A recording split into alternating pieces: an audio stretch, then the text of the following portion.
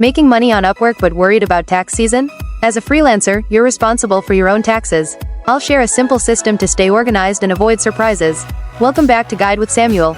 Managing taxes is a non-negotiable part of running your freelance business. First, separate your business and personal finances. Open a dedicated business bank account and use it solely for your freelance income and expenses. Second, save a percentage of every payment you receive, aim for 25 to 30%, and put it in a separate savings account for taxes. Do not touch this money. A crucial pro tip: track every business expense. This includes your Upwork membership, connects, home office expenses, software subscriptions, and courses. These deductions lower your taxable income, meaning you pay less in taxes. Use a simple app like QuickBooks or even a spreadsheet. And just like that, you can approach tax season with confidence, not fear. Staying organized throughout the year makes filing your taxes a smooth process. What percentage do you set aside for taxes? For your final question, subscribe for our next video on how to create a business profile on Upwork. Thanks for watching.